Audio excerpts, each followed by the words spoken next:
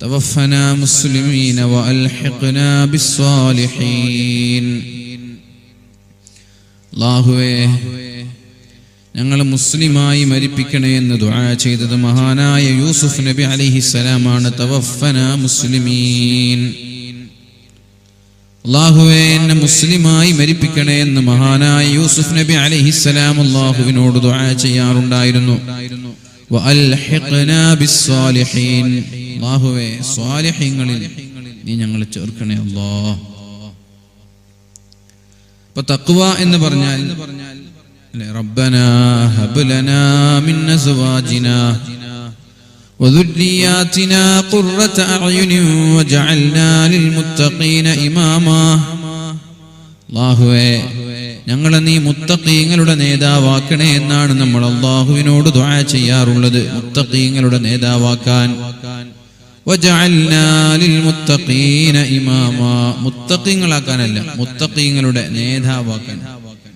വൽ ആഖിബത്തു ലിൽമുത്തഖീൻ ഉഇദ്ദത് ലിൽമുത്തഖീൻ. മുത്തഖീങ്ങൾക്കാണ് ഞാൻ സ്വർഗ്ഗം ഒരുക്കി വെച്ചിരിക്കുന്നത് എന്ന് അല്ലാഹുവിന്റെ ഹബീബായ റസൂൽ സല്ലല്ലാഹു അലൈഹി വസല്ലമ തങ്ങൾ പരിശുദ്ധ ഖുർആനിലൂടെ നമ്മോട് പഠിപ്പിച്ചു തരുന്നുണ്ട്.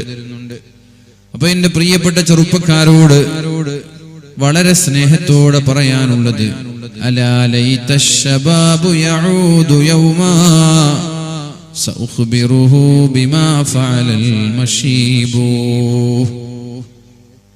അറബികൾ ജീവിതം ആസ്വദിച്ച് ജീവിക്കുന്നവരായിരുന്നു. അല്ലാഹുവിന്റെ ഹബീബിന്റെ ജന്മത്തിനും മുമ്പേ, ഹബീബിന്റെ ആഗമനത്തിനും മുമ്പേ ജീവിതമെന്നാൽ അടിച്ചുപൊളിയല്ലാതെ വേറെ ഒന്നും അവർക്കറിയില്ലായിരുന്നു. കള്ളും പെണ്ണും യുദ്ധവും. അവര് പാട്ടുപാടിയത് കള്ളിനെ കുറിച്ച്, കവിത എഴുതിയത് യുദ്ധത്തെക്കുറിച്ച്, ധീരതയെക്കുറിച്ച്, പെണ്ണിന്റെ സൗന്ദര്യത്തെക്കുറിച്ച്.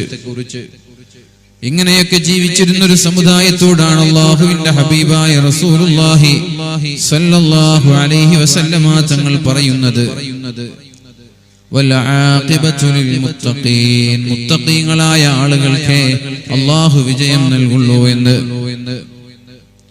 പരിശുദ്ധ റസൂലുള്ളാഹി സ്വല്ലല്ലാഹു അലൈഹി വസല്ലം തഖ്വയുണ്ടാകാൻ നമ്മോട് പഠിപ്പിക്കുകയുണ്ടായി. എന്നാൽ എന്താണ് തഖ്വ എന്ന് പറഞ്ഞാൽ ഇംതിസാലു അവാമിരില്ലാഹി വജ്തിനാബു നവാഹി. അല്ലാഹു ചെയ്യാൻ പറഞ്ഞത് ചെയ്യുകയും അല്ലാഹു ചെയ്യരുത് എന്ന് പറഞ്ഞതിൽ നിന്ന് വിട്ടുനിൽക്കലുമാണ് തഖ്വ എന്ന് പറഞ്ഞാൽ. അല്ലാഹു ചെയ്യാൻ പറഞ്ഞത് ചെയ്യണം, ചെയ്യരുത് എന്ന് പറഞ്ഞത് ചെയ്യാൻ പാടില്ല. ഇനി അല്ലാഹു ചെയ്യാൻ പറഞ്ഞത് ചെയ്യാതിരിക്കുകയോ ചെയ്യരുത് എന്ന് പറഞ്ഞത് ചെയ്യുകയോ ചെയ്താൽ, അങ്ങനെ ചെയ്താലോ അയാൾ മുത്തഖിയാവൂലേ? അല്ലാഹു ചെയ്യാൻ പറഞ്ഞത് ചെയ്യാതിരിക്കുന്നു, തീരെ ചെയ്യുന്നില്ല. അല്ലാഹു ചെയ്യരുത് എന്ന് പറഞ്ഞത് ഒരാൾ ചെയ്തുകൊണ്ടേയിരിക്കുന്നു എങ്കിൽ അയാളെ മുത്തഖീങ്ങളിൽ ഉൾപ്പെടുത്താൻ കഴിയില്ല. നേരെ മറിച്ച് അല്ലാഹു ചെയ്യരുത് എന്ന് പറഞ്ഞത് അറിയാതെ വന്നു പോവുകയും അയാൾ തൗബ ചെയ്ത് അല്ലാഹുവിലേക്ക് മടങ്ങുകയും ചെയ്താൽ അയാളെ മുത്തഖീങ്ങളിൽ ഉൾപ്പെടുത്താൻ കഴിയും. നമ്മൾക്ക് അല്ലാഹു ചെയ്യാൻ പറഞ്ഞത് മറന്നിട്ടോ അറിയാതെയോ ചെയ്യാതിരുന്നാൽ ഉടനെ തന്നെ തൗബ ചെയ്യുകയും അത് ഖളാ ആയിട്ടെങ്കിലും ചെയ്തു കൂട്ടുകയും ചെയ്താൽ അവരെയും നമ്മൾക്ക് മുത്തഖീങ്ങളിൽ ഉൾപ്പെടുത്താം. അതുകൊണ്ട് പ്രിയപ്പെട്ടവരെ, മുത്തഖീങ്ങൾക്കാണ് അല്ലാഹു സ്വർഗ്ഗം ഒരുക്കി വെച്ചിട്ടുള്ളത്. ആ മുത്തഖിയാവാനാണ് നമ്മളെല്ലാവരും അധ്വാനിക്കേണ്ടത്. എന്ന് വെച്ചാൽ നമ്മുടെ ജീവിതത്തിൽ അല്ലാഹു ചെയ്യരുത് എന്ന് പറഞ്ഞൊരു വിഷയം നമ്മുടെ ജീവിതത്തിൽ ഉണ്ടായാൽ ഉടനെ തന്നെ തൗബ ചെയ്ത് മടങ്ങണം. പരിശുദ്ധ റസൂലുള്ളാഹി സ്വല്ലല്ലാഹു അലൈഹി വസല്ലമ തങ്ങൾ പറഞ്ഞു, നിങ്ങൾ എവിടെയാണെങ്കിലും അല്ലാഹുവിനെ ഭയക്കണം. ഇത്തഖുല്ലാഹ ഹൈസുമാ കുൻത. നിങ്ങൾ എവിടെയാണെങ്കിലും അല്ലാഹുവിനെ തഖ്വയുള്ളവരാകണം. ഇത്തഖുല്ലാഹ്, നിങ്ങൾ തഖ്വയുള്ളവരാകണം. ഹൈസുമാ കുൻത, നിങ്ങൾ എവിടെയാണെങ്കിലും. വഅത്ബിഇ സയ്യിഅതൽ ഹസനത തംഹുഹാ. തഖ്വയുള്ളവരിൽ നിന്ന് വരെ തെറ്റുകൾ വരും. ശ്രദ്ധിച്ചോളൂ, തഖ്വയുള്ളവരിൽ നിന്ന് വരെ തെറ്റുകൾ വരും.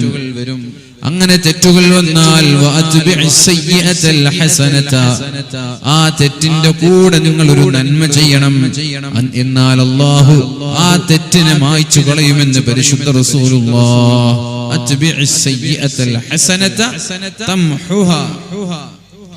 ജീവിതത്തിൽ ഒരു തെറ്റ് വരുമ്പോൾ ആ തെറ്റുകൾ മായ്ച്ചു കളയാൻ നിനക്ക് കുറ്റബോധമുണ്ടാവണം, പശ്ചാത്താപം ചെയ്യണം, തൗബ ചെയ്യണം. അതിന്റെ കൂടെ എന്തെങ്കിലും ഒരു നന്മ നീ ചെയ്യണം. ആ നന്മ കാരണത്താൽ അല്ലാഹു നമ്മുടെ തിന്മകളെ മായ്ച്ചു കളയുമെന്നാണ് അല്ലാഹുവിന്റെ ഹബീബായ നബി തങ്ങൾ പഠിപ്പിച്ചത്. പ്രിയപ്പെട്ട ചെറുപ്പക്കാരെ, അല്ലാഹു നമ്മൾക്ക് തന്ന യൗവനം അത് അല്ലാഹുവിന് വേണ്ടി സമർപ്പിക്കാൻ നമ്മൾക്ക് സാധിച്ചിട്ടുണ്ടോ? മഹാനായ ഇബ്രാഹിം നബി അലൈഹിസ്സലാം ഒക്കെ പറഞ്ഞതുപോലെ അൽഹംദുലില്ലാഹ്, അല്ലാഹുവേ നിനക്കാണ് സർവസ്തുതിയും. എന്റെ ഈ യൗവനം ഒരു കണ്ണിമ വെട്ടുന്ന തെറ്റുപോലും വന്നിട്ടില്ലല്ലോ. ഒരു കണ്ണ് ചിമ്മുന്ന, ഒരു കണ്ണിമ വെട്ടുന്ന തെറ്റുപോലും എന്റെ ജീവിതത്തിൽ, എന്റെ യൗവനത്തിൽ വന്നിട്ടില്ലല്ലോ. അൽഹംദുലില്ലാഹ് എന്ന് പറഞ്ഞ മഹാനായ ഇബ്രാഹിം നബി അലൈഹിസ്സലാമിനെ പോലെ പ്രിയപ്പെട്ടവരെ നമ്മൾക്ക് പറയാൻ സാധിക്കുമോ? കഴിയോ? ഇബ്രാഹിം നബിയൊക്കെ പറഞ്ഞതുപോലെ അൽഹംദുലില്ലാഹ്, 40 വയസ്സ് വരെ ഒരു തെറ്റും ചെയ്യാതെ ഞാൻ ജീവിച്ചല്ലോ. അങ്ങനെ പറയാൻ കഴിയോ? പറയാൻ കഴിയില്ല, ഉറപ്പാണത്. കാരണം അല്ലാഹുവിനോട് പിശാച് ചോദിച്ചു വാങ്ങിയതാണ്, റബ്ബി അൻളിർനി ഇലാ യൗമി യുബ്അസൂൻ. അല്ലാഹുവേ ഖിയാമത്ത് നാൾ വരെ എനിക്ക് നീ ദീർഘായുസ്സ് നൽകണം. റബ്ബി അൻളിർനി ഇലാ യൗമി യുബ്അസൂൻ. അല്ലാഹുവേ ഖിയാമത്ത് നാൾ വരെ എനിക്ക് ജീവിക്കാനുള്ള അവസരം തരണമെന്ന് അല്ലാഹുവിനോട് പിശാച് ആവശ്യപ്പെടുന്നുണ്ട്. അല്ലാഹു പറഞ്ഞു, ഇന്നക മിനൽ മുൻദരീൻ. പേടിക്കണ്ട, നിനക്ക് ഖിയാമത്ത് നാൾ വരെ ജീവിക്കാനുള്ള അവസരം തരാം. അപ്പൊ രണ്ടാമതായി അല്ലാഹുവിനോട് പറയുന്നത്, ഫബിമാ അഗ്വൈതനി, എന്നെ സ്വർഗ്ഗത്തിൽ നിന്ന് ആട്ടിപ്പുറത്താക്കാൻ കാരണക്കാർ ആരാണോ, ലഅഖുദന്ന ലഹും സിറാത്തകൽ മുസ്തഖീം. അവരുടെ എല്ലാ വഴിയിലും ഞാൻ നിന്നുകൊണ്ട് ചൊവ്വായ പാതയിൽ നിന്ന്, നേരായ വഴിയിൽ നിന്ന് ഞാൻ അവരെ വഴി പിഴപ്പിക്കുമെന്ന് അല്ലാഹുവിനോട് മുന്നറിയിപ്പ് നൽകുന്നുണ്ട് പിശാച്, ഇബ്ലീസ്. അല്ലാഹുവിന്റെ കോടതിയിൽ വെച്ച് അല്ലേ, സ്വർഗത്തിലായിരുന്നില്ലേ ഇബ്ലീസ്? സ്വർഗത്തിൽ നിന്ന് ഇബ്ലീസിനെ പുറത്താക്കാൻ കാരണക്കാരനാരാ? ആദം നബി അലൈഹിസ്സലാം. ആദം നബി അലൈഹിസ്സലാം ആരാ? മനുഷ്യപിതാവാണ്, നമ്മുടെ ഉപ്പാപ്പയാണ്. ആര് കാരണത്താലാണോ അല്ലാഹു എന്നെ സ്വർഗത്തിൽ നിന്ന് പുറത്താക്കിയത്, അവരെ ഞാൻ നേരായ വഴിയിൽ സഞ്ചരിക്കാൻ അനുവദിക്കൂല, അവരെ വഴി പിഴപ്പിക്കാൻ ഞാൻ കടന്നു വരുമെന്ന് അല്ലാഹുവിനോട് മുന്നറിയിപ്പ് നൽകുന്നുണ്ട്. പിന്നെ പറഞ്ഞു,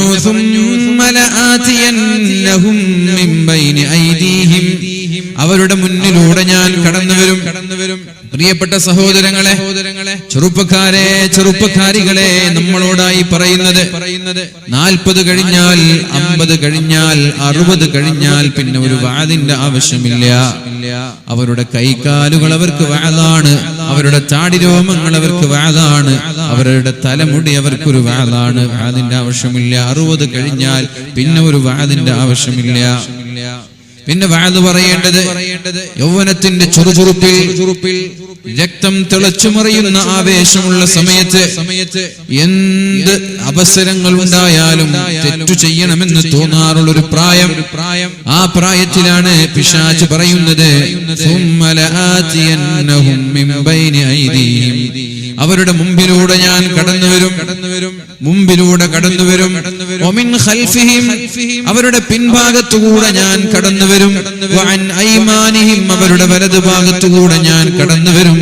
വഅൻ ശമാഇലിഹിം, അവരുടെ ഇടതുഭാഗത്തുകൂടെ ഞാൻ കടന്നുവരും. വലാ തജിദു അക്സറഹും ശാകിരീൻ, ഒരാളും നിനക്ക് നന്ദി ചെയ്യുന്നവരായി നിനക്ക് കണ്ടെത്താൻ കഴിയില്ല. അല്ലാഹുവിനോട് പറയാം. എവിടൊക്കെയായി? നമ്മുടെ 4 ഭാഗത്തും പിശാച് ചുറ്റിയിരിക്കാൻ. മുമ്പിലുണ്ട്, പിമ്പിലുണ്ട്, വലതുഭാഗത്തുണ്ട്, ഇടതുഭാഗത്തുണ്ട്. വലാ തജിദു അക്സറഹും ഷാകിരീൻ. ഓൾമോസ്റ്റ് ബഹുഭൂരിഭാഗം ആളുകളും നിനക്ക് ശുക്ർ ചെയ്യാൻ കിട്ടൂല എന്ന് അല്ലാഹുവിനോട് മുന്നറിയിപ്പ് നൽകണം. അപ്പോഴാണ് അല്ലാഹു പറയുന്നത് ഖാല ഖുറുജു മിൻഹാ മദ്ഊമൻ മദ്ഹൂറാ. ആട്ടി ഇറക്കപ്പെട്ടവനായി ഈ സ്വർഗ്ഗത്തിൽ. യൗവനം നമ്മൾക്ക് അല്ലാഹുവിന് സമർപ്പിക്കണ്ടേ മുഅ്മിനീങ്ങളെ? നമ്മുടെ യൗവനം അല്ലാഹുവിന് വേണ്ടി സമർപ്പിക്കണ്ടേ? എന്താണ് വഴി? നമ്മുടെ യൗവനം അല്ലാഹുവിന് വേണ്ടി സമർപ്പിക്കാൻ നമ്മൾ എന്താ ചെയ്യേണ്ടത്? നാല് ഭാഗത്തുള്ള പിശാചിനെ അകറ്റി നിർത്തണം. ഒരുപാട് വഴികളുണ്ട് പിശാചിനെ അകറ്റാൻ. ഒന്നാമത്തെ വഴി വേഗം കല്യാണം കഴിക്കണമെന്നുള്ളതാണ്. വേഗം വിവാഹം കഴിക്കണം. 22 വയസ്സായാൽ കല്യാണത്തെ കുറിച്ച് ആലോചിക്കണം. സന്തോഷായില്ലേ? ഉപ്പാക്കുമ്മാക്കൊന്നും ഈ ബോധം ഇതുവരെ വന്നിട്ടുണ്ടാവില്ല. നിങ്ങൾക്ക് 28 വയസ്സായിട്ടുണ്ടാവും. നിങ്ങളുടെ കല്യാണം തീരുമാനിക്കേണ്ടത് നിങ്ങളുടെ മാതാപിതാക്കളില്ല. 22 വയസ്സ് കഴിഞ്ഞാൽ നിങ്ങൾക്ക് ആവശ്യപ്പെടാം. ആവശ്യപ്പെടാനൊക്കെ ഒരു ജാള്യത ഉണ്ടാവില്ല, ഒരു നാണുണ്ട്. അങ്ങനെ ഉപ്പാട് കല്യാണം കഴിക്കാനായി എന്നൊക്കെ പറയാം. അപ്പൊ രക്ഷിതാക്കളായ ഉപ്പമാരും ഉമ്മമാരും ശ്രദ്ധിക്കണം. ചെറുപ്പക്കാർക്ക് 22 വയസ്സായാൽ അവർക്ക് നിങ്ങൾ നിക്കാഹ് കഴിപ്പിച്ചു കൊടുക്കണം. എന്തിന്? പിശാചിൽ നിന്ന് രക്ഷപ്പെടാൻ വേണ്ടി. നബിതങ്ങൾ പറഞ്ഞൊരു ഹദീസുണ്ട്, പ്രായപൂർത്തിയെത്തിയാൽ നിങ്ങൾ നിങ്ങളുടെ മക്കൾക്ക് വിവാഹം ചെയ്തു കൊടുക്കണം. പ്രായപൂർത്തിയെത്തിയാൽ,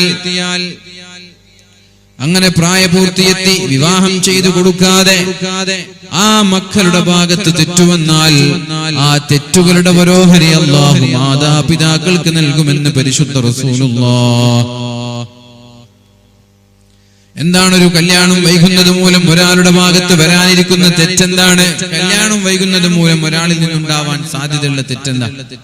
നബി തങ്ങൾ തന്നെ പറഞ്ഞിട്ടുണ്ട്, നിങ്ങളിലേക്ക് സ്വഭാവം കൊണ്ടും അതേപോലെ ദീന് കൊണ്ടും ഇഷ്ടപ്പെട്ട ഒരു പ്രപ്പോസൽ വന്നാൽ ഉടനെ നിങ്ങൾ വിവാഹം ചെയ്തു കൊടുക്കണം. ഇല്ലെങ്കിൽ നാട്ടിൽ ഫിത്നയുണ്ടാകും, വലിയ വലിയ ഫസാദുകൾ ഉണ്ടാകുമെന്ന് പരിശുദ്ധ റസൂലുള്ളാഹി സ്വല്ലല്ലാഹു അലൈഹി വസല്ലം. വിവാഹം ഒരു പ്രപ്പോസൽ വരാണ് മോൾക്ക്. 18 വയസ്സായ ഒരു പെൺകുട്ടി. അയാൾക്ക് നല്ല ദീനുണ്ട്, സ്വഭാവമുണ്ടെങ്കിൽ ഉടനെ നിങ്ങൾ വിവാഹം ചെയ്തു കൊടുക്കണം. പൈസയില്ല എന്ന കാരണം പറഞ്ഞ്, ജോലി റെഡി ആയിട്ടില്ല എന്നൊക്കെ പറഞ്ഞ് നിങ്ങളെ വിവാഹം ബന്ധിപ്പിച്ചാൽ ഫിത്നത്തുൻ വഫസാദുൻ അരീദ്, വലിയ വലിയ പ്രശ്നങ്ങൾ നേരിടേണ്ടി വരുമെന്ന് ശഫീഉനാ റസൂലുള്ളാഹി സ്വല്ലല്ലാഹു അലൈഹി വസല്ലം. ഇത് പിശാചിനെ അകറ്റാനുള്ള ഒരു മാർഗം മാത്രമാണ് ഞാൻ പറയുന്നത്. വേറെയും ഒരുപാട് മാർഗങ്ങളുണ്ട്. നബി തങ്ങൾ പറഞ്ഞു, മൻ തസവ്വജ ബിംറഅത്തിൻ, നിങ്ങൾ വിവാഹം കഴിക്കലോടുകൂടി നിങ്ങളുടെ 4ൽ 3 ഭാഗവും അല്ലാഹു സംരക്ഷിക്കുമെന്ന് പരിശുദ്ധ റസൂലുള്ളാഹ്. അപ്പൊ പിശാചുണ്ടാകുന്നത് 4 ഭാഗത്താണ്, മുമ്പിലും പിന്നിലും വലതു ഭാഗത്തും ഇടതു ഭാഗത്തും. നബി തങ്ങൾ പറഞ്ഞു, വിവാഹം കഴിക്കലോടുകൂടി 4ൽ 3 ഭാഗവും അല്ലാഹു സംരക്ഷിക്കും. അപ്പൊ ഒരു ഭാഗത്തുള്ള പിശാചിനെ മാത്രം നോക്കിയാൽ മതി. ബാക്കി 3 ഭാഗത്തും വിവാഹം കഴിക്കലോടുകൂടി സേഫാണ്. പിശാചിൽ നിന്ന് നിങ്ങൾക്ക് രക്ഷപ്പെടാൻ കഴിയും. ആ ഒരു ഭാഗം ബാക്കിയുണ്ട്. ആ ഒരു ഭാഗം കൂടി പിശാചിന്റെ ശർറിൽ നിന്ന് രക്ഷപ്പെടാൻ വേണ്ടി സൗജത്തുൻ തുഈനു അഹദകും അലാ ദീനി, നിങ്ങളെ ദീനിയായ വിഷയങ്ങളിൽ സഹായിക്കുന്ന പെണ്ണിനെ വിവാഹം കഴിക്കണമെന്ന് ശഫീഉനാ റസൂലുള്ളാഹ്. ദീനിയായ വിഷയങ്ങളിൽ സഹായിക്കുന്ന, ദീനീ ബോധം നൽകുന്ന, ദീനീ ചിട്ടയോടെ നിങ്ങളെയും നിങ്ങളുടെ മക്കളെയും പരിപാലിക്കുന്ന ഒരു പെണ്ണിനെ നിങ്ങൾ വിവാഹം ചെയ്താൽ 4ൽ 4 ഭാഗവും അല്ലാഹു സംരക്ഷിക്കുമെന്ന് അല്ലാഹുവിന്റെ ഹബീബായ മുഹമ്മദുർ റസൂലുള്ളാഹി സ്വല്ലല്ലാഹു അലൈഹി വസല്ലം. അതുകൊണ്ട് സാത്വികരായി, നല്ലവരായി, ഈമാൻ സലാമത്തായി ജീവിക്കണമെന്ന് ആഗ്രഹിക്കുന്ന ആളുകൾ എന്താ ചെയ്യേണ്ടത്? ഈമാൻ സലാമത്തായി, തെറ്റുകൾ വരാതെ, കണ്ണുകളിലൂടെ ഹറാമ് വരാതെ, ചെവിയിലൂടെ ഹറാമ് കേൾക്കാതെ, ലൈംഗിക അവയവങ്ങളിലൂടെ ഹറാമുകൾ സംഭവിക്കാതിരിക്കാൻ നമ്മുടെ യൗവനത്തിന്റെ തുടക്കത്തിൽ തന്നെ നമ്മൾ വിവാഹം ചെയ്യുക എന്നുള്ളതാണ്. അപ്പൊ നിങ്ങൾക്ക് സാമ്പത്തികമായി പ്രയാസമുണ്ടെങ്കിൽ ബേജാറാവണ്ട. വഅൻകിഹുൽ അയാമാ മിൻകും വസ്സാലിഹീന മിൻ ഇബാദികും വഇമാഇകും ഇയകൂനു ഫുഖറാ യുഗ്നിഹിമുല്ലാഹ്. നിങ്ങൾ വിവാഹം കഴിപ്പിച്ചു കൊടുക്കണം. അവർ ദരിദ്രരാണെങ്കിൽ അവർക്ക് സമ്പത്ത് ഞാൻ നൽകാമെന്ന് അല്ലാഹു പരിശുദ്ധ ഖുർആനിലാ പറഞ്ഞത്. ഇയകൂനു ഫുഖറാ യുഗ്നിഹിമുല്ലാഹ്. നിങ്ങൾ ദരിദ്രരാണെങ്കിൽ അല്ലാഹു നിങ്ങൾക്ക് പൈസ തരാം, അല്ലാഹു നിങ്ങൾക്ക് സമ്പത്ത് തരാം, അല്ലാഹു നിങ്ങളെ മുതലാളിമാരാക്കാം. പക്ഷേ ഒരു കാരണവശാലും പൈസയില്ല എന്ന് പറഞ്ഞ് വിവാഹം വൈകിക്കരുതേ എന്ന് പരിശുദ്ധ ഖുർആൻ നമ്മോട് പഠിപ്പിക്കുന്നുണ്ട്. അല്ലാഹു ഏതെങ്കിലും ഒരു വാഗ്ദാനം ലംഘിച്ചതായി നിങ്ങൾക്കറിയുമോ മുഅ്മിനീങ്ങളെ? അല്ലാഹു തആല മഹദിയായ മൂസാ നബി അലൈഹിസ്സലാമിന്റെ മാതാവിനോട് പറഞ്ഞില്ലേ, അൽഖിഹാ ഫിൽ യമ്മി, കടലിലിടാൻ പറഞ്ഞു. ആരെ? വെള്ളത്തിലിടാൻ പറഞ്ഞു മൂസാ നബി അലൈഹിസ്സലാമിനെ. എന്തിന്? ഞാൻ നിങ്ങൾക്ക് തന്നെ തിരിച്ചു തരാം, നിങ്ങൾ വെള്ളത്തിലിട്ടോളൂ, ഞാൻ നിങ്ങൾക്ക് തന്നെ തിരിച്ചു തരാം. ഏത് ഉമ്മയ്ക്കാണ് ധൈര്യം വരുന്നത് സ്വന്തം കുഞ്ഞിനെ ജീവനോടെ വെള്ളത്തിലേക്ക് വലിച്ചെറിയാൻ? പക്ഷേ അചഞ്ചലമായ വിശ്വാസമുള്ള മഹദിയായ മൂസാ നബി അലൈഹിസ്സലാമിന്റെ മാതാവ് അല്ലാഹു പറഞ്ഞതല്ലേ എന്ന് വിശ്വസിച്ചുകൊണ്ട് വെള്ളത്തിലിട്ടു. ആ കുഞ്ഞുമോനെ അല്ലാഹു മൂസാ നബി അലൈഹിസ്സലാമിന് തിരിച്ചു കൊടുത്തു. അല്ലാഹുവിന്റെ വാഗ്ദാനമാണ്, അല്ലാഹുവിന്റെ വാഗ്ദാനമാണത്. ഇന്നല്ലാഹ ലാ യുഖ്ലിഫുൽ മിആദ്.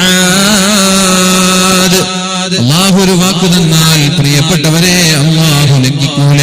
അല്ലാഹു കരാർ ലംഘിക്കുന്ന ആളല്ല. അതുകൊണ്ട് അല്ലാഹുവിന്റെ വാഗ്ദാനമാണിത്. എന്താണ് വാഗ്ദാനം?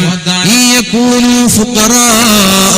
നിങ്ങൾ ദരിദ്രരാണെങ്കിൽ നിങ്ങൾക്ക് ഞാൻ എന്തു തരാം? പൈസ തരാം. പൈസയില്ല എന്ന കാരണത്താൽ ഒരു കാരണവശാലും നിങ്ങൾ വിവാഹം വൈകാൻ പാടില്ല എന്ന് പരിശുദ്ധ ഖുർആൻ നമ്മോട് പഠിപ്പിക്കുന്നുണ്ട്.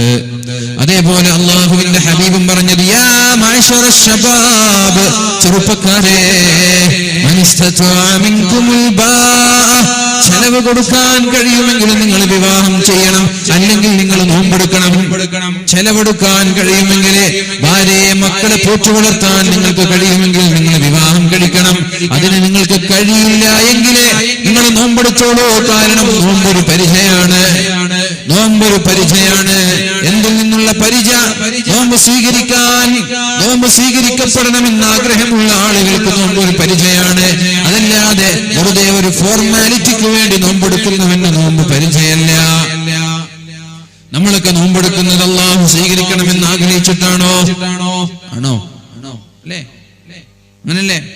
അല്ലാഹു സ്വീകരിക്കണം എന്ന് ആഗ്രഹിച്ചിട്ടല്ലേ റമദാനിൽ 30 ദിവസം നോമ്പെടുക്കുന്നത്? നമുക്ക് ആഗ്രഹമൊന്നുമില്ലേ? നിർബന്ധത്തിന് ഏതായാലും മുസ്ലിം ആയിപ്പോയില്ലേ, എടുക്കാതെ നിവൃത്തിയില്ലല്ലോ, ഹോട്ടൽ ഉണ്ടാവില്ല, വീട്ടിൽ നിന്നാണെങ്കിൽ ഉമ്മ തിന്നാനും തരൂല, അങ്ങനെയാണല്ലോ. അല്ലാഹു നമ്മുടെ റമദാൻ സ്വീകരിക്കണമെന്നുള്ള ആഗ്രഹത്തോടെയാണ്. നോമ്പ് സ്വീകരിക്കാൻ 6 കാരണങ്ങളാണ് മഹാനായ ഇമാമുന ഗസാലി തങ്ങൾ നമ്മോട് പഠിപ്പിച്ചത്. അതിലൊന്ന്, നമ്മുടെ കണ്ണുകൾ ഹറാമിലേക്ക് പോകാൻ പാടില്ല. ഹറാമ് വരാതിരിക്കാനുള്ള പരിചയാണ് നമ്മുടെ നോമ്പ്. ഹറാമ് വരാതിരിക്കാനുള്ള പരിചയാണ് നോമ്പ്. ചെവിയിലൂടെ ഹറാമ് കേൾക്കാൻ പാടില്ല. അപ്പൊ ചെവിയിൽ ഹറാമ് സംഭവിക്കാതിരിക്കാനുള്ള പരിചയാണ് നോമ്പ്. പരിച എന്ന് പറഞ്ഞാൽ അറിയില്ലേ? അറിയില്ലേ? വാളുണ്ടാവും, പിന്നെ പിറ്റേ കയ്യിൽ വേറെ സാധനം ഉണ്ടാവും. ടിപ്പു സുൽത്താന്റെ എല്ലാം യുദ്ധങ്ങളൊക്കെ ഫോട്ടോസൊക്കെ കണ്ടിട്ടുണ്ടാവും നിങ്ങള്. വാള് മൂരി പിടിച്ചിട്ട് കണ്ടിട്ടുണ്ടോ? എന്താ മനുഷ്യന്മാരിങ്ങള് ഒന്നും മിണ്ടാത്ത? പരിചയം എന്തെന്ന് മനസ്സിലായില്ലേ? നിങ്ങൾ കാസർഗോട്ടുകാരനല്ലേ, നിങ്ങൾ കർണാടകക്കാരനല്ലല്ലോ. മഹാനായ ടിപ്പു സുൽത്താനെ കുറിച്ച് അദ്ദേഹത്തിന്റെ മാതാവ്, ഒരു സൂഫി വര്യയായ ഒരു മാതാവാണ് ടിപ്പു സുൽത്താനെ കുറിച്ച് ഷംസുൽ ഉലമ പറഞ്ഞത്. അദ്ദേഹം ഒരു വലിയാണെന്ന്, ഒരു വലിയാണ്. എക്സാമിന് ദുആ ചെയ്യണം. ആര്? മൈസൂരിലുള്ള ഒരാൾ പറഞ്ഞു എക്സാമിന് ദുആ ചെയ്യണം. അത് എന്നോടല്ലല്ലോ പറയേണ്ടത്, അവിടെ തന്നെ ഒരു വലിയുണ്ടല്ലോ, അവരോട് പറഞ്ഞ പോരെ. മഹാനായ ഷംസുൽ ഉലമ ചോദിച്ചതാണ്, പ്രിയപ്പെട്ടവരെ, ഇത് വെറുതെ വലിയായതല്ല. അദ്ദേഹത്തിന്റെ മാതാവ് വുളു ഇല്ലാതെ ടിപ്പു സുൽത്താന് പാല് കൊടുത്തിട്ടില്ലത്രേ. വുളു ഇല്ലാതെ പാല് കൊടുത്തിട്ടില്ല. മുലപ്പാല് 2 വർഷക്കാലം മുലപ്പാല് കൊടുക്കുമ്പോ ഉമ്മമാരോട് ചോദിക്കും, വുളുവോടുകൂടി കൊടുക്കാൻ എത്ര പ്രയാസമുണ്ട് എന്ന്. ഖിബ്ലയിലേക്ക് മുന്നിട്ടിട്ടാണ് പാല് കൊടുക്കാറുള്ളത്. വുളു ചെയ്യാതെ പാല് കൊടുത്തിട്ടില്ല എന്ന്. ബാംഗ്ലൂരിൽ പോയാൽ ഒരു മസ്താൻ ദർഗ കാണാം. ആ ദർഗയിൽ പോയി ദുആ ചെയ്ത് അല്ലാഹു വർഷങ്ങൾക്ക് ശേഷം തന്ന കുട്ടിയാണ് ടിപ്പു എന്നുള്ളത്. അവിടെ അന്ത്യവിശ്രമം കൊള്ളുന്ന മഹാന്റെ പേരാണ് ടിപ്പു എന്ന പേര് അദ്ദേഹത്തിന് നൽകിയത്. അവിടെ അന്ത്യവിശ്രമം കൊള്ളുന്ന മഹാന്റെ മക്ബറയിൽ അന്ത്യവിശ്രമം കൊള്ളുന്ന ആ മഹാനോടുള്ള മഹബ്ബത്ത് കൊണ്ടാണ് അദ്ദേഹത്തിന് ആ പേര് നൽകിയത്. അങ്ങനെ ഗർഭിണിയായത് മുതൽ മുലപ്പാല് കൊടുക്കുന്നത് വരെ പിന്നെയും വളർത്തുന്നത് ഒരു ദീനീ ചിട്ടയോടുകൂടിയാണ്.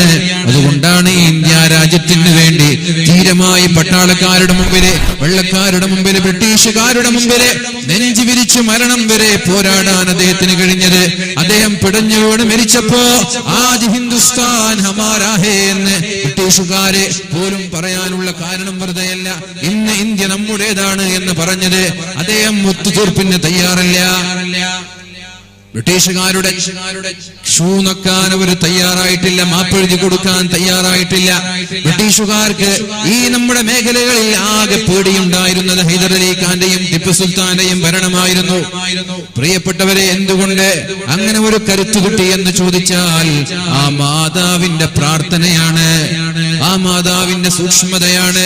അതേപോലെ ഇനിയും ഒരുപാട് ടിപ്പുമാര് കടന്നു വരണമെങ്കിൽ, ഇനിയും ഒരുപാട് നേതാക്കന്മാർ ഇതിഹാസങ്ങൾ കടന്നു വരണമെങ്കിൽ ദീനിയായ വിഷയങ്ങളിൽ മക്കൾക്കും ഭാര്യയ്ക്കും സഹായം നൽകുന്ന ഭാര്യമാര് നമ്മൾക്കുണ്ടാവണം. എങ്കിലേ ഇതിഹാസങ്ങളായ മക്കൾ ഉണ്ടാവുകയുള്ളൂ. പ്രിയപ്പെട്ടവരെ, ദീനിയായ വിഷയങ്ങളിൽ മക്കൾക്കും ഭർത്താവിനും സഹായം നൽകുന്ന ഭാര്യമാരുണ്ടാവണം. ഭൗതികമായ വിഷയങ്ങളെ കുറിച്ചല്ല ചർച്ച, ദീനിയായ വിഷയങ്ങളിൽ. وهل يرجى لأطفال كمال إذا ارتلعوا ثديا ناقصات.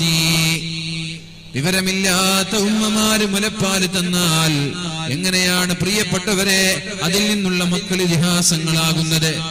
വഹൽ യുർജാ ലിഅത്ഫാലിൻ സ്വലാഹു ഇദാ നശഉ ബിഹുൽനിൽ ജാഹിലാത്തി. വിവരമില്ലാത്ത, ദീനീബോധമില്ലാത്ത ഉമ്മമാരുടെ മടിത്തട്ടിൽ വളരുന്ന മക്കൾ എങ്ങനെയാണ് പരിപൂർണരായ ഇതിഹാസങ്ങളും നേതാക്കന്മാരുമായി മാറുന്നത്? ഉമ്മമാര്, നമ്മൾ കല്യാണം കഴിക്കാൻ പോകുന്ന നമ്മുടെ ഭാര്യമാരെ അവര് ദീനീബോധമുള്ളവരാകണമെന്ന് ഇസ്ലാം പറഞ്ഞത് വെറുതെയല്ല. കല്യാണം കഴിച്ചതിന് ശേഷം ഞാൻ നന്നായിക്കോളാം, ഞാൻ നന്നാക്കിക്കോളാം, ഞാൻ പറഞ്ഞതുപോലെ എന്റെ ഭാര്യയെ ഞാൻ വരച്ച വരയിൽ നിർത്തിക്കോളാം എന്ന് ഏതെങ്കിലും ഒരു ചെറുപ്പക്കാരൻ ഇപ്പോൾ തോന്നുകയാണെങ്കിൽ തെറ്റുപറ്റിയിട്ടുണ്ട്. അങ്ങനെ സാധിക്കൂല, ഇതുവരെ ആർക്കും സാധിച്ചിട്ടില്ല. മഹാനായ നൂഹ് നബി അലൈഹിസ്സലാമിന്റെ ഭാര്യ 950 വർഷക്കാലം വഅദ് പറഞ്ഞ് സ്വന്തം ഭാര്യയെ മഹാനായ നൂഹ് നബി അലൈഹിസ്സലാമിന് നന്നാക്കാൻ സാധിച്ചിട്ടില്ല. പ്രിയപ്പെട്ടവരെ, അതുകൊണ്ടാണ് നബി തങ്ങൾ പറഞ്ഞത്, വിവാഹം കഴിക്കുന്നതിനും മുമ്പേ ദീനീ ബോധമുള്ള ഭാര്യമാരെ തെരഞ്ഞെടുക്കണമെന്ന് പറഞ്ഞത് വെറുതെയല്ല. അപ്പൊ ഞാൻ പറഞ്ഞു വരുന്നത്, നോമ്പ് സ്വീകരിക്കപ്പെടണമെന്നുള്ള ആഗ്രഹത്തോടെയല്ലയോ നമ്മൾ നോമ്പെടുക്കുന്നത്? ആ നോമ്പ് കണ്ണുകൾ ഹറാമിലേക്ക് പോയാൽ നോമ്പ് സ്വീകരിക്കൂല. ചെവികളിലൂടെ ഹറാം കേട്ടാൽ അല്ലാഹു നോമ്പ് സ്വീകരിക്കൂല. സോഷ്യൽ മീഡിയ ഉപയോഗിക്കുന്ന ആളുകൾ നമ്മൾ തുറന്നാൽ ഹറാം കാണുന്ന ഒരു സാഹചര്യമാണെങ്കിൽ അത്തരം ആപ്പുകളും അത്തരം സോഷ്യൽ മീഡിയകളും നമ്മൾ ഡിലീറ്റ് ചെയ്യുക പരിശുദ്ധമായ റമദാൻ കഴിയുന്നത് വരെ. കാരണം ഒരു കണ്ണിന്റെ സ്വഭാവം, ഒരു ഹറാമ് കണ്ടാൽ അതിന്റെ പിന്നാലെ കൂടലാണ് നമ്മുടെ കണ്ണുകളുടെ സ്വഭാവം. അതുകൊണ്ട് പരിശുദ്ധമായ റമദാൻ കഴിയുന്നത് വരെ നമ്മുടെ പരിശുദ്ധ റമദാനിലെ നോമ്പുകൾ സ്വീകരിക്കപ്പെടണമെന്നുള്ള താല്പര്യത്തോടെ ഹറാമ് കാണാനുള്ള സാഹചര്യങ്ങളിൽ നിന്ന് നമ്മൾ വിട്ടുനിൽക്കുക. റമദാൻ വരാനായില്ലേ, ഒരു 20 ദിവസമല്ലേ നമ്മുടെ മുമ്പിലുള്ളൂ. പ്രിയപ്പെട്ടവരെ, അതുകൊണ്ട് കണ്ണുകൊണ്ട് ഹറാമ് കണ്ടാൽ, ചെവി കൊണ്ട് ഹറാമ് കേട്ടാൽ, നാവ് കൊണ്ട് ഹറാമ് സംസാരിച്ചാൽ, മറ്റുള്ളവരെ ചീത്ത പറയുകയോ മറ്റുള്ളവരെ കുറിച്ച് ആരോപണങ്ങൾ ഉണ്ടാക്കുകയോ നുണ പറയുകയോ ചെയ്താൽ അല്ലാഹു നമ്മുടെ നോമ്പ് സ്വീകരിക്കൂല എന്ന് മഹാനായ ഇമാമുനാ ഗസ്സാലി തങ്ങൾ പറയുന്നുണ്ട്. പിന്നെ പറഞ്ഞത് കൈകൾ കൊണ്ട് കാലുകൾ കൊണ്ട് ഹറാമ് ചെയ്യാനോ ഹറാമിലേക്ക് നടക്കാനോ പാടില്ല. പിന്നെ പറഞ്ഞു നിങ്ങൾ നോമ്പ് തുറക്കുന്ന സമയത്ത് വയറ് നിറയെ ഭക്ഷണം കഴിക്കാൻ പാടില്ല. നോമ്പ് തുറക്കുന്ന സമയത്ത് ബാങ്ക് വിളിക്കുന്ന സമയത്ത് ഇതുവരെ പട്ടിണി കിടന്നതുകൊണ്ട് ആഗ്രഹം കൊണ്ട് അത്യാഗ്രഹം കൊണ്ട് 4-5 ഗ്ലാസ് ഒക്കെ തണുത്ത ജ്യൂസുകൾ നമ്മൾ കഴിക്കുമ്പോൾ പിന്നെ അത് കഴിഞ്ഞിട്ട് നിസ്കാരം കഴിഞ്ഞ് വീണ്ടും ഭക്ഷണം കഴിച്ച് തറാവീഹിന് പോയാൽ പ്രിയപ്പെട്ടവരെ നമ്മൾക്ക് മര്യാദക്ക് തറാവീഹ് നിസ്കരിക്കാൻ പോലും കഴിയില്ല.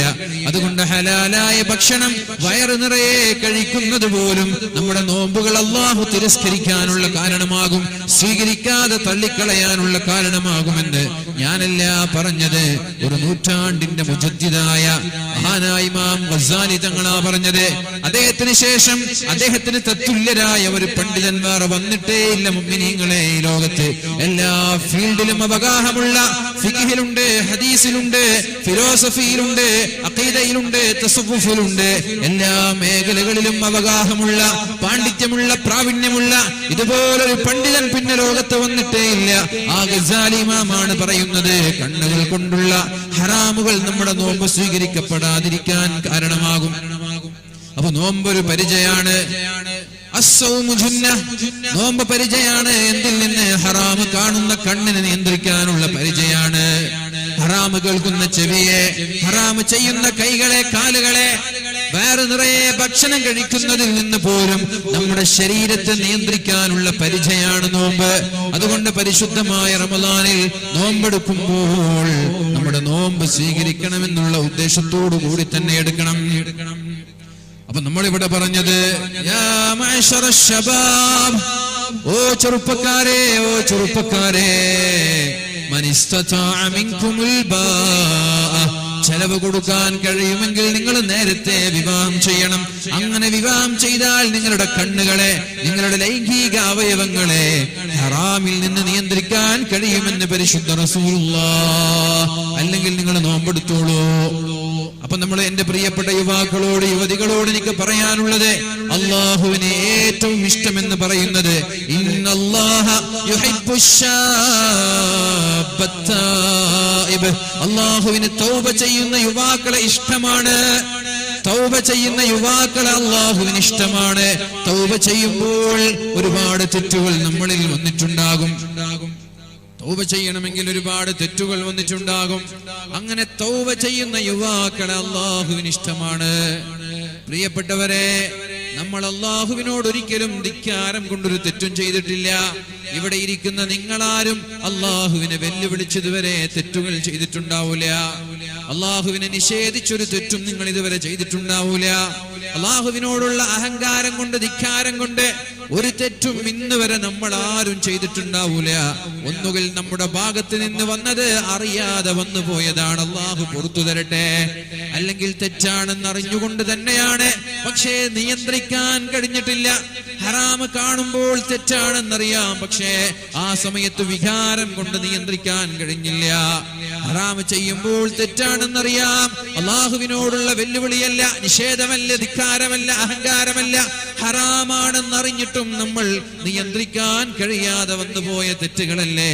അതേപോലെ പടച്ചവനോട് നമ്മൾ പറയണം, അല്ലാഹുമ്മ അൻത റബ്ബി, അല്ലാഹുവേ നീ ഞങ്ങളുടെ റബ്ബാണ്.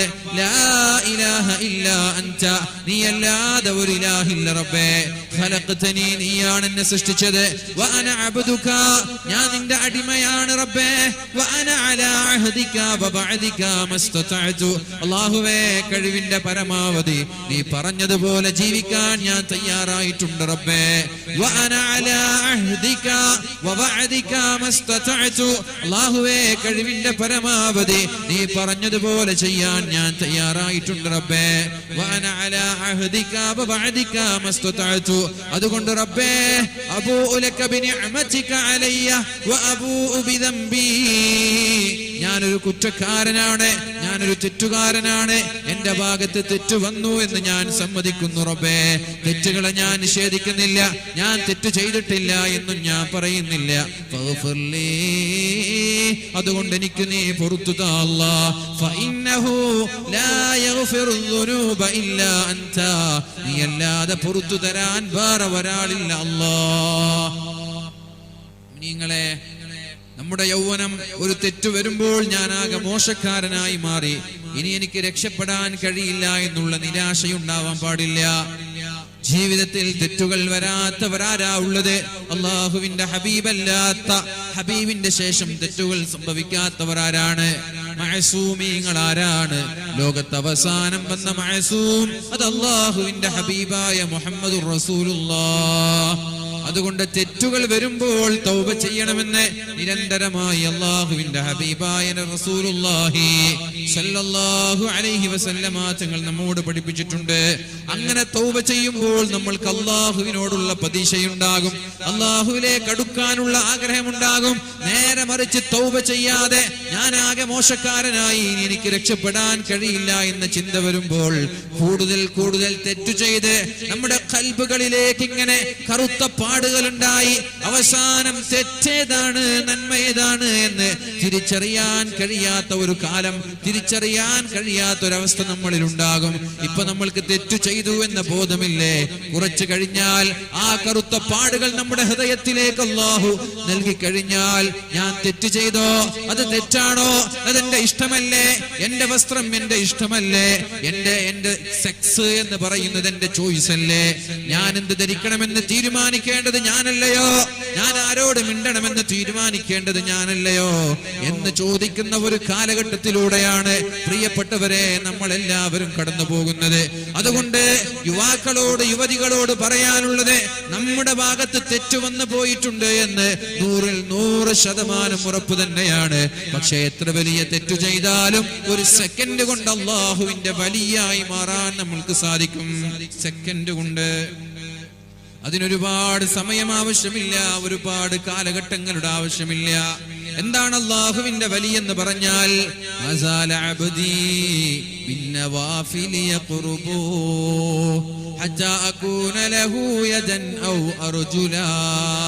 ഒരു മനുഷ്യൻ എപ്പോഴാണ് എന്നിലേക്ക് അടുക്കുന്നത്?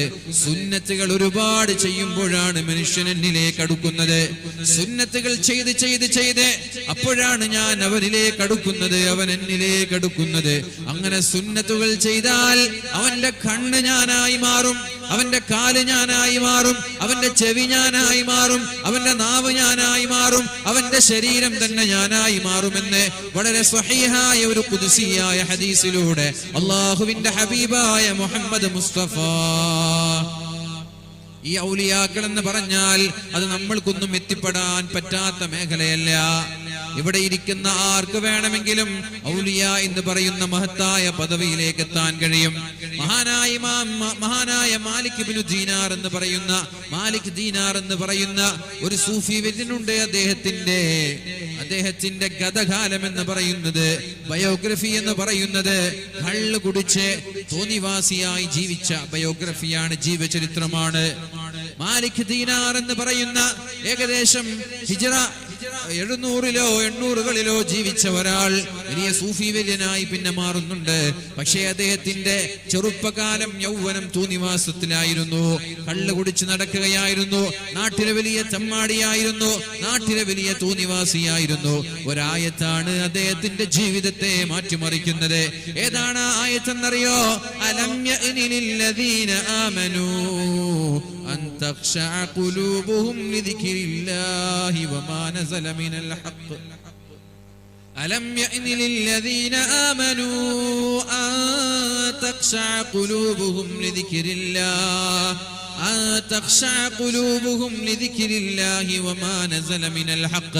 ഓ വിശ്വാസികളെ, അല്ലാഹുവിലേക്ക് മടങ്ങാനുള്ള സമയമായിട്ടില്ലേ? കളി നിർത്താനുള്ള സമയമായിട്ടില്ലേ? തോന്നിവാസം നിർത്താനുള്ള സമയമായിട്ടില്ലേ?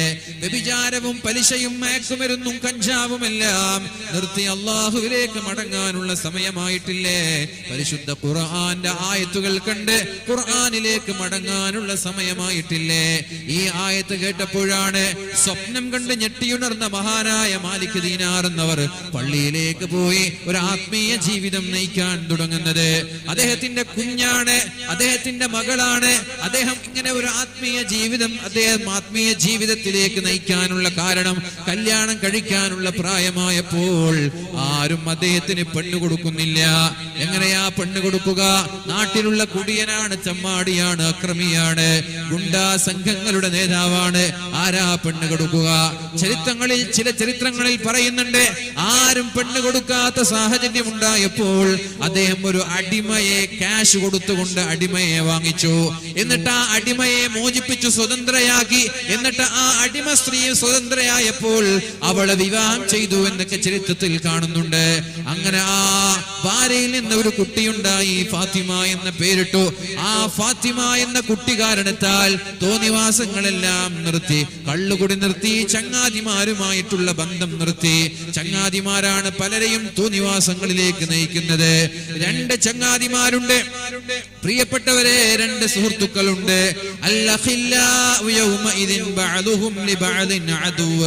നാളെ പാരത്രിക ലോകത്തെത്തിയാൽ സുഹൃത്തുക്കളിൽ ചില ആളുകൾ നിങ്ങളുടെ ഏറ്റവും വലിയ ശത്രുവായിരിക്കുമെന്ന് പരിശുദ്ധ ഖുർആനിൽ അല്ലാഹു നമ്മോട് പഠിപ്പിക്കുന്നുണ്ട്.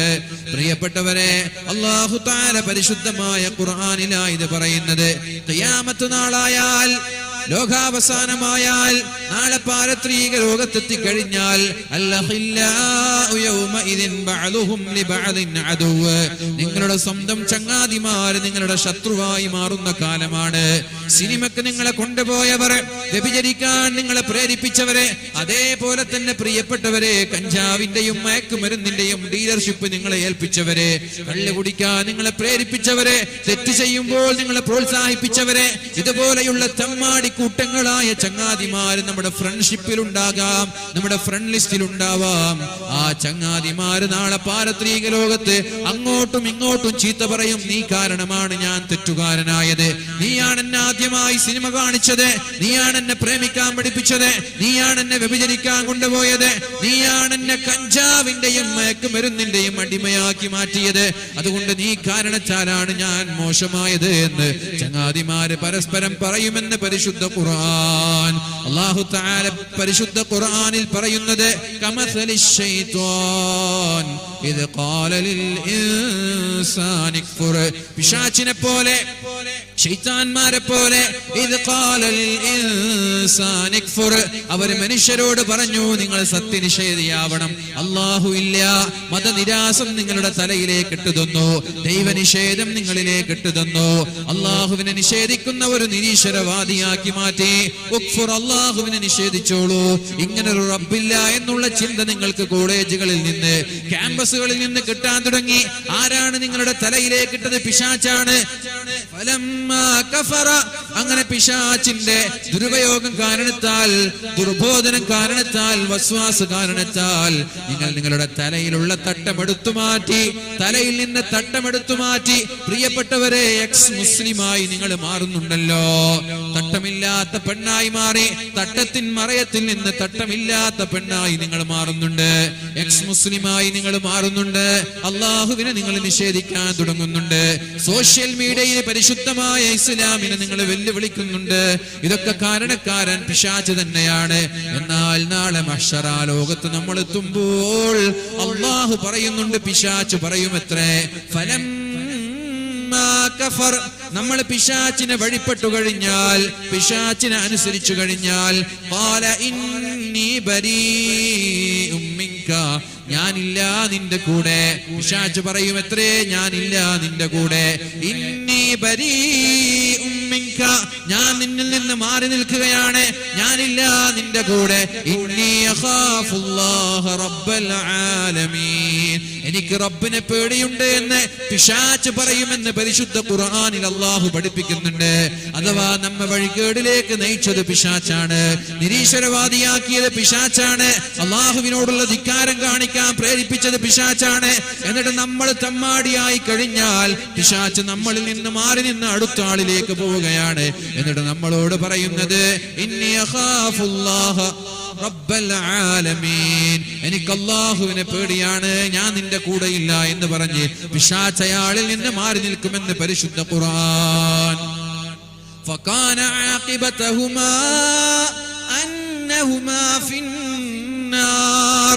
രണ്ടുപേർക്കും അല്ലാഹു നൽകുന്ന ശിക്ഷ, രണ്ടുപേരും നരകത്തിലാണ്. പിശാചും നരകത്തിലാണ്, പിശാചിനെ വഴിപ്പെട്ടവനും നരകത്തിലാണ്. ഖാലിദൈനി ഫീഹാ, ആ നരകത്തിൽ അവർ ശാശ്വതരാണ്.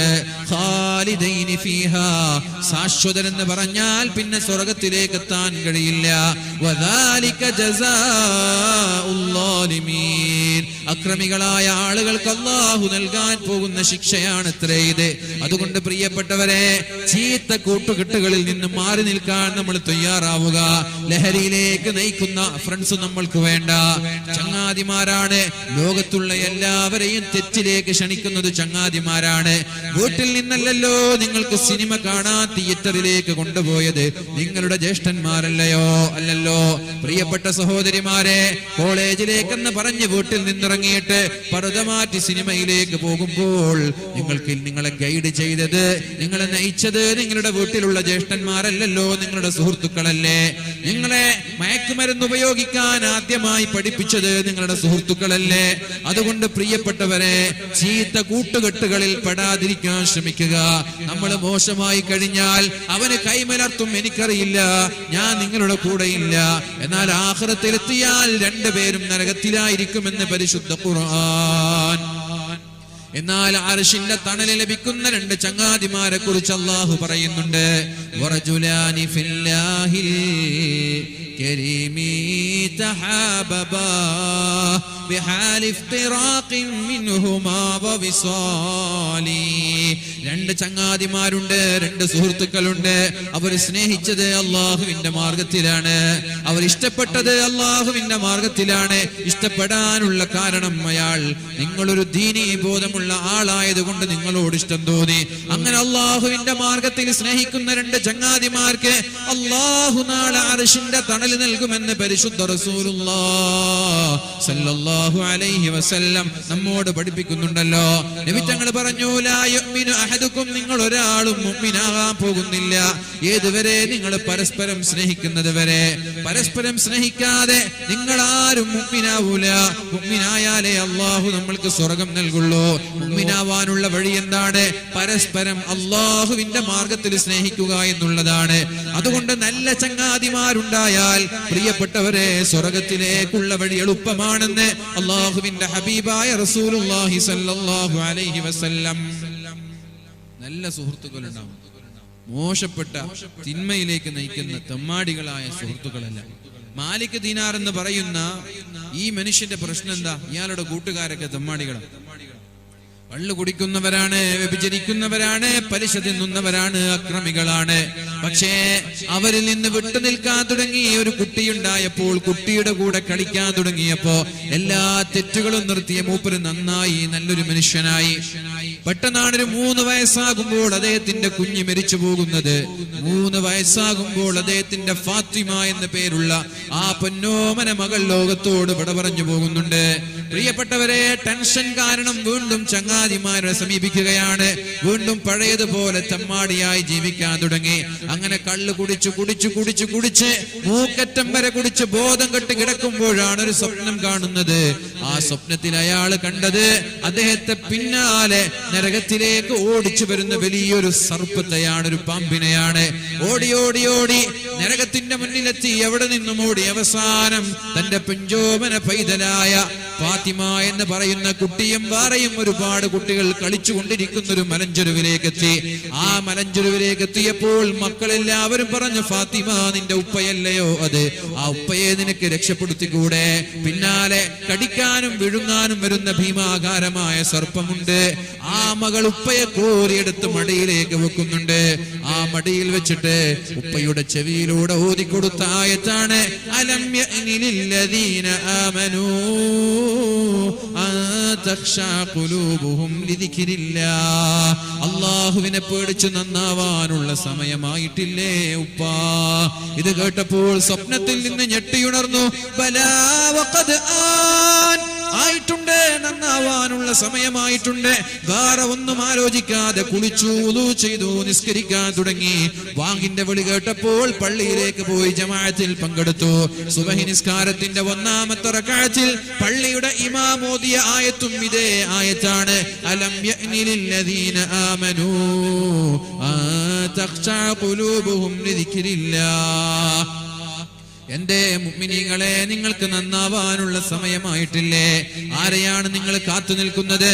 ബാദിറൂ ബിൽ അഅമാലി ഫിതനൻ കഖിതഇൽ ലൈലിൽ മുദ്ലിം. എന്തിനെയാണ് കാത്തിരിക്കുന്നത്? ആരെയാണ് കാത്തിരിക്കുന്നത്? വൃദ്ധനാവാനാണോ കാത്തിരിക്കുന്നത്? വയസ്സനായിട്ട് നന്നാവാമെന്നാണോ നിങ്ങൾ ചിന്തിക്കുന്നത്? വയസ്സാകുന്നതിനു മുമ്പേ എത്രയെത്ര ചെറുപ്പക്കാരാ മരിച്ചുപോയത്. അവരും കൊതിച്ചിട്ടില്ലേ വയസ്സായതിനു ശേഷം നന്നാവാമെന്ന്? പക്ഷെ നന്നാവാൻ അവസരമില്ല, അവര് മരിച്ചുപോയില്ലേ? എന്തിനാ നിങ്ങളെ കാത്തിരിക്കുന്നത്? രോഗം വരാനാണോ? രോഗിയായാൽ തൗബ ചെയ്ത് നന്നാവാമെന്നാണോ? രോഗം വരുന്നതിനു മുമ്പേ എത്രയെത്ര ആളുകൾ ആക്സിഡന്റിലൂടെ മരിച്ചു പോയിട്ടുണ്ട്. ഉറങ്ങാൻ കിടന്ന ചെറുപ്പക്കാര് മരിച്ചു പോയിട്ടുണ്ട് അറ്റാക്കിലൂടെ, ഒരു രോഗത്തിന്റെ ലക്ഷണം പോലും ഇല്ലാതെ. അങ്ങനെ മരിച്ചുപോയാൽ നന്നാവാൻ നമ്മൾക്ക് സാധിക്കുമോ പ്രിയപ്പെട്ടവരെ? പിന്നെ എന്തിനെയാ നിങ്ങൾ കാത്തിരിക്കുന്നത്? ദാരിദ്ര്യം വരാനാണോ? ദാരിദ്ര്യം വന്നാൽ പിന്നെ നിങ്ങൾക്ക് ഇബാദത്ത് ചെയ്യാൻ കഴിയില്ല. പിന്നെ നിങ്ങൾക്ക് സമ്പാദ്യം ഉണ്ടാക്കാനുള്ള നെട്ടോട്ടമായിരിക്കും. പിന്നെ എന്തിനെയാ നിങ്ങൾ കാത്തിരിക്കുന്നത്? ദജ്ജാലിനെയാണോ? ദജ്ജാൽ വന്നാൽ അല്ലാഹു തൗബ സ്വീകരിക്കൂല കേട്ടോ.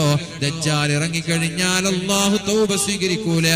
നിങ്ങളൊക്കെ കേട്ടിട്ടുണ്ടാകും, ഈ കേരളക്കരയിലുള്ള ചില ആളുകൾ തന്നെ പറയുന്നുണ്ട്, മഹ്ദി ഇമാം ജീവിച്ചിരിപ്പുണ്ട് എന്ന് പറയുന്ന 1 2 3 ആളുകൾ പറയുന്നത് ഞാൻ കേട്ടിട്ടുണ്ട്. അല്ലാഹു അലം. മഹ്ദി ഇമാം ജീവിച്ചിരിപ്പുണ്ട് എന്ന് പറയുന്നത് ഞാൻ കേട്ടിട്ടുണ്ട്, പ്രഭാഷണം നടത്തുന്നത് ഞാൻ കേട്ടിട്ടുണ്ട്. പ്രിയപ്പെട്ടവരെ, അങ്ങനെ വന്നാൽ ലോകാവസാനത്തിന് ഇനി സമയമുണ്ടോ? മഹ്ദി ഇമാമിന് 40 വയസ്സായാൽ മഹ്ദി ഇമാം കടന്നു വരൂലേ? പിന്നെ ദജ്ജാലിന്റെ കാലമായി, ഈസാ നബിയുടെ കാലമായി, ലോകാവസാനമായി. അല്ലാഹു അലം. അങ്ങനെ പറയുന്നത് കേട്ടു എന്ന് മാത്രമേ ഞാൻ നിങ്ങളോട് പറയുന്നുള്ളൂ. അതുകൊണ്ട് പ്രിയപ്പെട്ടവരെ, എനിക്ക് പറയാനുള്ളത്, ദജ്ജാലിനെയാണോ കാത്തിരിക്കുന്നത്? ദജ്ജാൽ വന്നാൽ അല്ലാഹു ഒരാളുടെ തൗബയും സ്വീകരിക്കൂല. അതല്ല, ലോകാവസാനം സംഭവിക്കട്ടെ ഞാൻ നന്നാവാം എന്നാണോ നിങ്ങൾ പറയുന്നത്?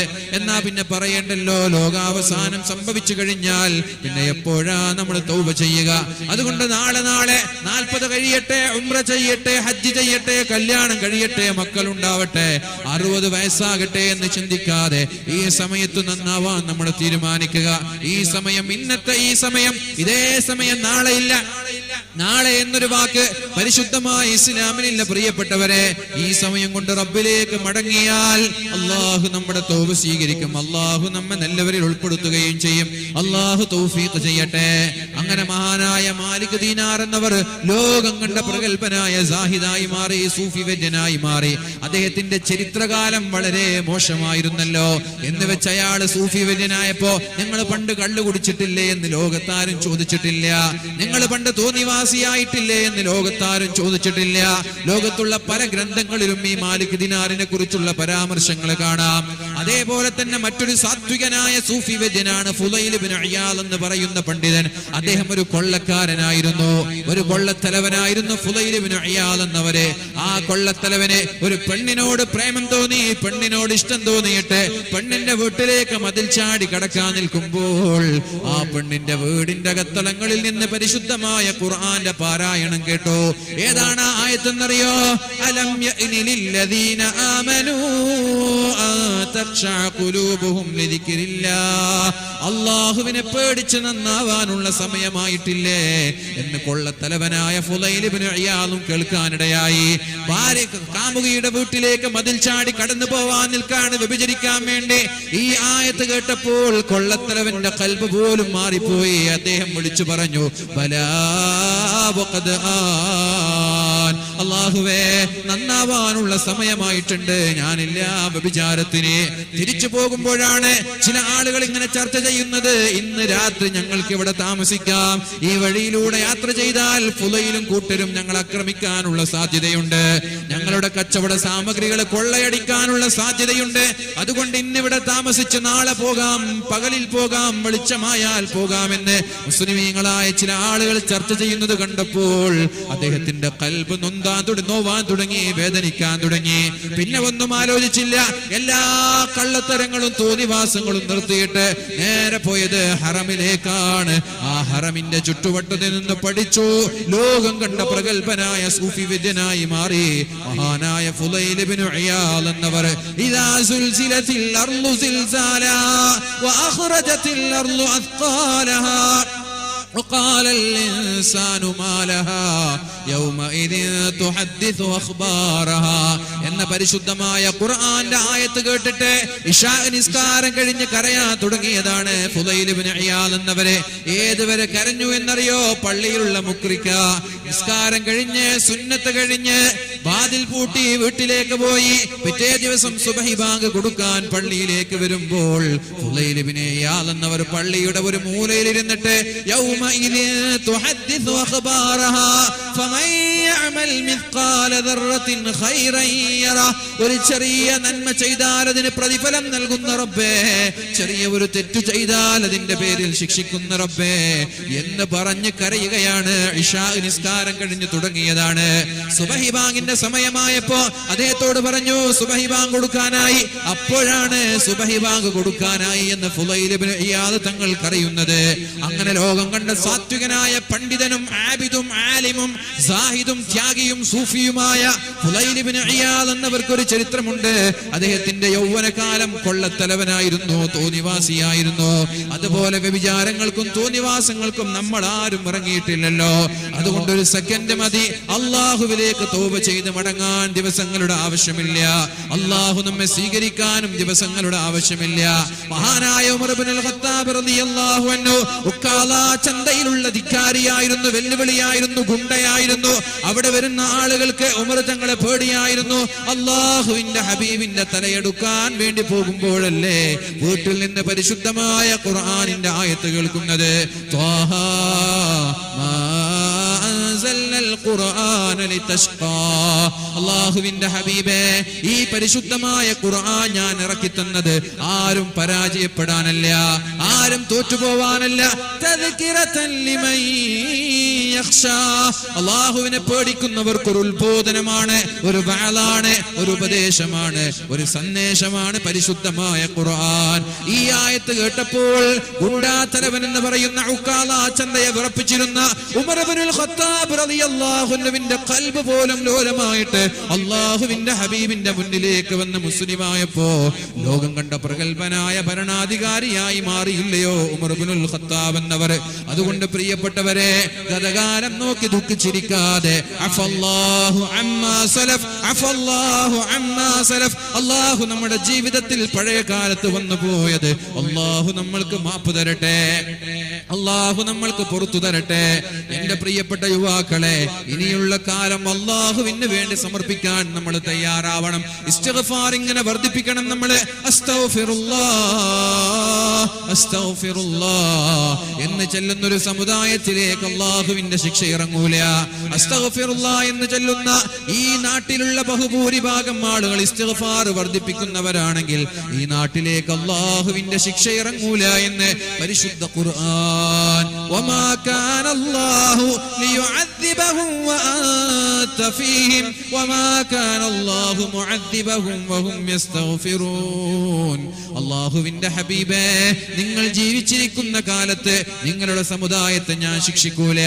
എന്നാൽ നിങ്ങളുടെ വഫാത്തിന്റെ ശേഷം നിങ്ങളുടെ സമുദായം ഇസ്തിഗ്ഫാർ ചൊല്ലുന്നവരായാൽ, ഒരു തസ്ബീഹ് മാല കയ്യിൽ പിടിച്ച്, ഒരു കൗണ്ടർ കയ്യിൽ പിടിച്ച് തസ്ബീഹ് ചൊല്ലിക്കൊണ്ടിരിക്കുന്നവരായാൽ അല്ലാഹു നിങ്ങളുടെ സമുദായത്തെ ശിക്ഷിക്കൂല എന്ന് പരിശുദ്ധ ഖുർആൻ. തൂബാ തൂബാ ലിമൻ വജദ ഫീ സ്വഹീഫതിഹി ഇസ്തിഗ്ഫാറൻ കതീറാ. തൂബാ ലിമൻ വജദ ഫീ സ്വഹീഫതിഹി ഇസ്തിഗ്ഫാറൻ കതീറാ. ഒരാളുടെ നന്മയുടെ ഏടിലെ ഒരുപാട് ഇസ്തിഗ്ഫാർ കണ്ടാൽ അയാൾ രക്ഷപ്പെട്ടു എന്ന് അല്ലാഹുവിന്റെ ഹബീബ് പറഞ്ഞതായിട്ട് മഹദിയായ ആയിഷ ബീവി റളിയല്ലാഹു അൻഹാ റിപ്പോർട്ട് ചെയ്യുന്നുണ്ട്. തസ്ബീഹ് മാലയൊന്ന് കയ്യിൽ പിടിക്കണേ പ്രിയപ്പെട്ടവരെ, ഒരു കൗണ്ടറെങ്കിലും കയ്യിൽ പിടിക്കണേ. ആളുകൾ പലതും പലതും പറഞ്ഞോട്ടെ, നിങ്ങളത് നോക്കേണ്ട. ആളുകൾ പറയുന്നത് പറയട്ടെ. ആളുകൾ പറയുന്നത് പോലെ ജീവിക്കാനല്ല അള്ളാഹു നമ്മെ പറഞ്ഞയച്ചത്.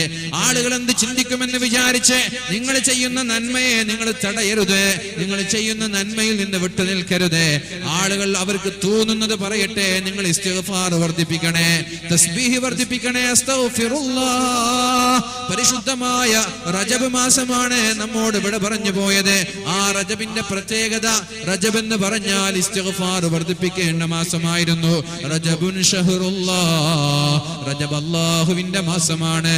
വശഅബാനു ഷഹ്രി, എന്റെ മാസമാണ് ശഅബാൻ. വറമളാനു ഷഹ്റു ഉമ്മത്തി, വരാനിരിക്കുന്ന പരിശുദ്ധമായ റമളാൻ എന്റെ മാസമാണ് എന്ന് പരിശുദ്ധ റസൂലുള്ളാഹ്. സമുദായത്തിന്റെ മാസമാണെന്ന് പരിശുദ്ധ റസൂലുള്ളാഹ്. പ്രിയപ്പെട്ടവരെ, അല്ലാഹുവിന്റെ ഹബീബായ നബി തങ്ങൾ പറഞ്ഞ വളരെ സ്വഹീഹായ സംഭവങ്ങളല്ലേ ഇതൊക്കെ.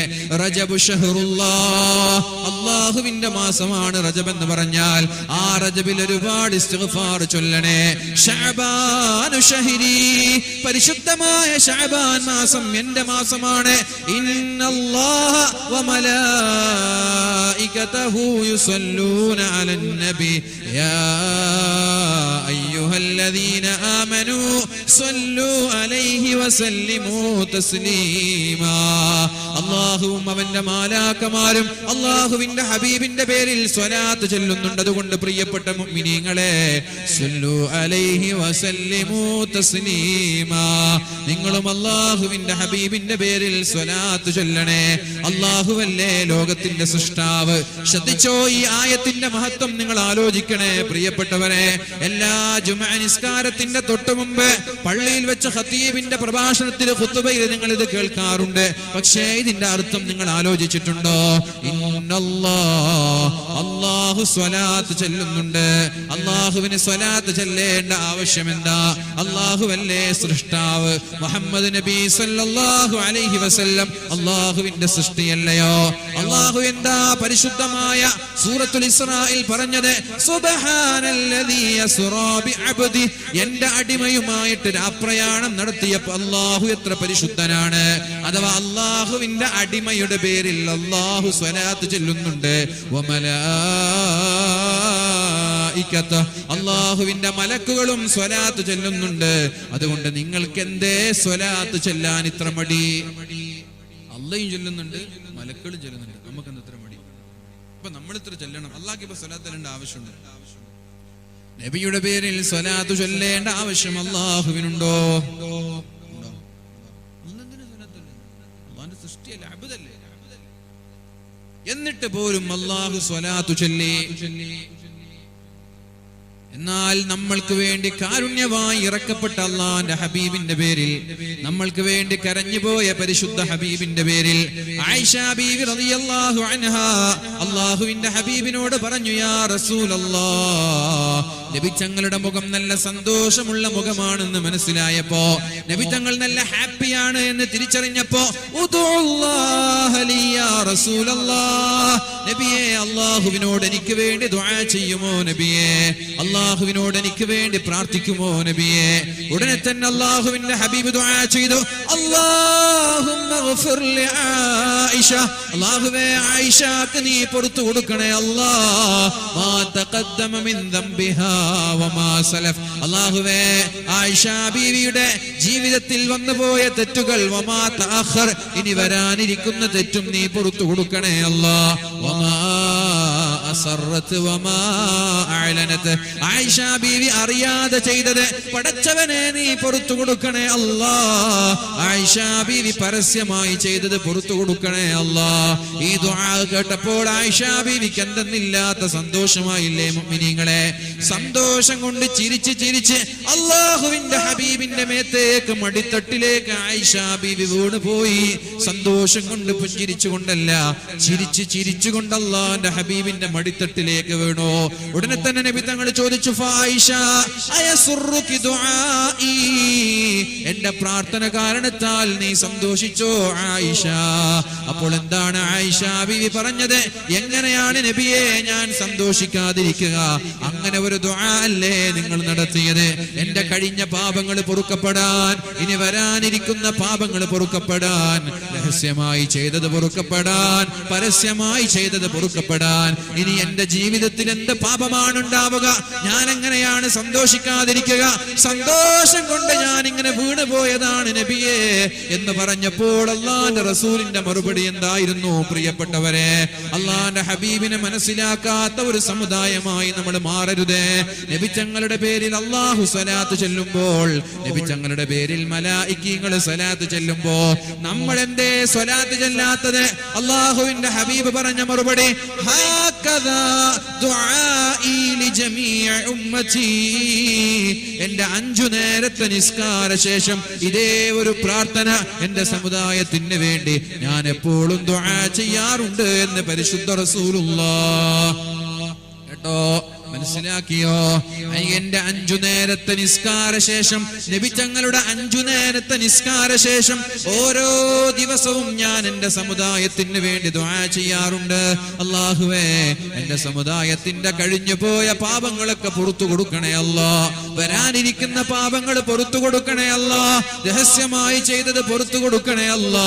പരസ്യമായി ചെയ്തത് പുറത്തു കൊടുക്കണേ അല്ലാ എന്ന് ഞാൻ എപ്പോഴും ദുആ ചെയ്യാറുണ്ട് എന്ന് പരിശുദ്ധ റസൂലുള്ളാഹ്. ആ ഹബീബിന്റെ പേരില് എന്റെ പ്രിയപ്പെട്ടവരെ നമ്മൾക്ക് സ്വലാത്ത് ചൊല്ലാൻ കഴിയാത്തത്? ഒരു സ്വലാത്ത് ചൊല്ലിയാൽ അല്ലാഹു 10 പാപം പുറത്തു തരുമെന്നല്ലേ പറഞ്ഞത്? ഒരു ഇസ്തിഗ്ഫാർ ചൊല്ലിയാൽ ഒരു പാപമല്ലേ അല്ലാഹു പുറത്തു തരിക? ഒരു സ്വലാത്ത് ചൊല്ലിയാൽ അല്ലാഹു 10 പാപമല്ലേ പുറത്തു തരിക? 10 ദോഷങ്ങളല്ലേ, കുറ്റങ്ങളല്ലേ അല്ലാഹു മാപ്പ് നൽകുന്നത്? അതേ ഒരു സ്വലാത്ത് കാരണത്താൽ അല്ലാഹു നമ്മുടെ സ്ഥാനം ഉയർത്തുകയല്ലേ, നമ്മുടെ ദറജ ഉയർത്തുകയല്ലേ? അല്ലാഹു നമ്മൾക്ക് 10 പ്രതിഫലം തരുകയല്ലേ? അതുകൊണ്ട് പ്രിയപ്പെട്ടവരെ, വശഅബാനു ശഹരി, റജബ് മാസത്തിൽ ഖൽബിനെ തൗബ ചെയ്ത് ശുദ്ധിയാക്കിയിട്ട് പരിശുദ്ധമായ റമദാൻ ആകുമ്പോൾ ഈ ശഅബാൻ മാസത്തിൽ സ്വലാത്ത് ചൊല്ലി സ്വലാത്ത് ചൊല്ലി സ്വലാത്ത് ചൊല്ലി ഉയർന്ന ഒരു പദവിയിലേക്ക് നമ്മൾ എത്തണം. കാരണം ഓരോ സ്വലാത്തിനും 10 പദവിയല്ലേ കൂടുന്നത്.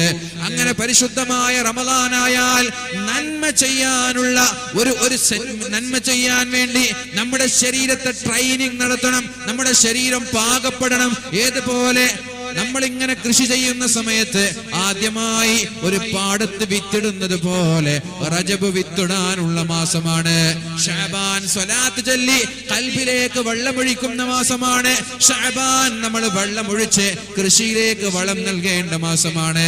അങ്ങനെ നമ്മൾ റജബിൽ വിത്തിടുകയും ശഅബാനിൽ വെള്ളം നൽകുകയും ചെയ്താൽ പരിശുദ്ധമായ റമദാനായാൽ ആ കൃഷി ഇങ്ങനെ നമ്മൾക്ക് ആസ്വദിക്കാം. അതിന്റെ ഫലങ്ങൾ ആസ്വദിക്കാം, അതിന്റെ ഫ്രൂട്ട്സുകൾ ആസ്വദിക്കാം, അരികൾ നമ്മൾക്ക് കൊയ്തെടുക്കാം. അതിൽ നിന്നുള്ള റിസൾട്ട് കിട്ടുന്നത് പോലെ റമദാൻ ആയാൽ ഈ 2 മാസത്തെ അധ്വാനം കൊണ്ട് ഒരുപാട് സമ്പാദ്യങ്ങൾ ഉണ്ടാക്കാൻ കഴിയുമെന്ന് മഹാന്മാരായ പണ്ഡിതന്മാര് പഠിപ്പിക്കുന്നുണ്ട്. അതിൽപ്പെട്ട ലോകത്ത് പണ്ഡിതന്മാർക്കിടയിൽ അഭിപ്രായ വ്യത്യാസമില്ലാത്തൊരു രാത്രിയാണ് ശഅബാനിന്റെ 15-ാം രാത്രി. ലോകത്ത് പണ്ഡിതന്മാർക്കിടയിൽ അഭിപ്രായ വ്യത്യാസമില്ലാത്ത രാത്രിയാണ് ശഅബാനിന്റെ 15-ാം രാത്രി. നിങ്ങൾക്കറിയുമോ പ്രിയപ്പെട്ടവരെ, ശഅബാനിന്റെ രാത്രിയുടെ പ്രത്യേകത എന്താ? ശഅബാനിന്റെ രാത്രിയുടെ പ്രത്യേകത എന്താണ്? ഖൂമൂ ലൈലഹാ വസൂമൂ നഹാറഹാ. രാത്രിയായാൽ നിന്ന് നിസ്കരിക്കണേ പകല് വരെ, പകലായാൽ നോമ്പെടുക്കണേ വൈകുന്നേരം വരെ. എന്താ ആ ദിവസത്തിന്റെ പ്രത്യേകത? അള്ളാഹുവിന്റെ ഹബീബായ നബി തങ്ങൾ പറഞ്ഞു, കൽബ് ഗോത്രത്തിലെ ആടുകളുടെ രോമം കണക്കെ അള്ളാഹു നരകത്തിൽ നിന്ന് ആളുകളെ മോചിപ്പിക്കുന്ന ദിവസമാണത്. കൽബ് ഗോത്രത്തിലെ ആടുകളുടെ രോമം കണക്കെ ഒരു ആടിന് എത്ര രോമമുണ്ട് എന്ന് നമ്മൾക്കാർക്കും പറയാൻ കഴിയില്ലല്ലോ. ഒരു ആടിന് എത്ര രോമമുണ്ട് എന്ന് നമ്മൾക്കാർക്കും പറയാൻ കഴിയില്ലല്ലോ. അങ്ങനെ കൽബ് ഗോത്രത്തിലെ ആടിന്റെ രോമം കണക്കെ അല്ലാഹു ആ രാത്രി എത്രയോ ആളുകളെ നരകത്തിൽ നിന്ന് മോചിപ്പിക്കുമെന്ന് പരിശുദ്ധ റസൂലുള്ളാഹി സ്വല്ലല്ലാഹു അലൈഹി വസല്ലം. ആ രാത്രി അല്ലാഹു ചില ആളുകളുടെ മുഖത്തേക്ക് നോക്കൂല. ആ ആളുകളിൽ നിങ്ങളുണ്ടോ എന്ന് നോക്കണം. ആ രാത്രിയിൽ അല്ലാഹു ചില ആളുകളുടെ മുഖത്തേക്ക് നോക്കൂല. വരാനിരിക്കുന്ന ശഅബാനിന്റെ 15-ാം രാത്രി ചില ആളുകൾ അല്ലാഹു നോക്കുകയേ ഇല്ല. അവരുടെ അമലുകൾ അല്ലാഹു സ്വീകരിക്കുകയേ ഇല്ല. അവരിൽ നിങ്ങളുണ്ടോ എന്ന് പരിശോധിക്കണേ. ആരാണെന്നറിയോ? അവർ ഒന്നാമത്തേത് ബഹുദൈവ വിശ്വാസികളാണ്. ഏകനായ അല്ലാഹുവിൽ വിശ്വസിക്കുന്നതിന് പകരം അല്ലാഹുവിന്റെ കൂടെ കൂറ് ചേർക്കുന്നവരെയാണ്, അല്ലാഹുവിന്റെ കൂടെ പങ്കു ചേർക്കുന്നവരെയാണ്. പിന്നെ ആരാണ്? മുശാഹിൻ, പിണങ്ങി നിൽക്കുന്നവരാണ്, തെറ്റി നിൽക്കുന്നവരാണ്, ചൊടിച്ചു നിൽക്കുന്നവരാണ്, ഹൃദയത്തിൽ വൈരാഗ്യം വെക്കുന്നവരാണ്, അസൂയയുള്ളവരാണ്, പകയുള്ളവരാണ്. ഈ ആളുകൾ അല്ലാഹു ആ രാത്രിയിൽ നോക്കുകയേ ഇല്ല. പിന്നെ ആരാണ്? ഖാതിഉ റഹിമിൻ, കുടുംബബന്ധം മുറിക്കുന്നവനെ, കുടുംബബന്ധം മുറിക്കുന്നവനെ അല്ലാഹു നോക്കൂല. പിന്നെ ആരെയാണ് പ്രിയപ്പെട്ടവരെ? ആഖുൽ ലിവാലിദൈഹി, മാതാപിതാക്കളോട് മോശമായി പെരുമാറുന്നവരെ. പിന്നെ ആരെയാണ് അല്ലാഹു നോക്കൂല എന്ന് പറഞ്ഞത്? ആഖുൽ ലിവാലിദൈഹി, മാതാപിതാക്കളോട് മോശമായി പെരുമാറുന്നവരെ.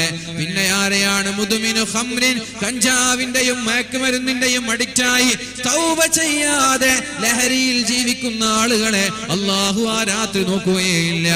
കോടിക്കണക്കിന് ആളുകളെ നരകത്തിൽ നിന്ന് മോചിപ്പിക്കുമ്പോൾ ദുആ ചെയ്യുന്ന ആളുകൾക്ക് അല്ലാഹു ഉത്തരം നൽകുമ്പോ മഹാനായ ഇമാമുന ശാഫിഈ തങ്ങൾ പറഞ്ഞില്ലേ, 5 രാത്രി ഞാൻ പ്രിയപ്പെട്ടവരെ 5 രാത്രികളിൽ ദുആ ചെയ്താൽ അല്ലാഹു ദുആഇന് ഉത്തരം നൽകുമെന്ന് മഹാനായ ഇമാമുന ശാഫിഈ തങ്ങൾ നമ്മോട് പറഞ്ഞു തന്നില്ലയോ?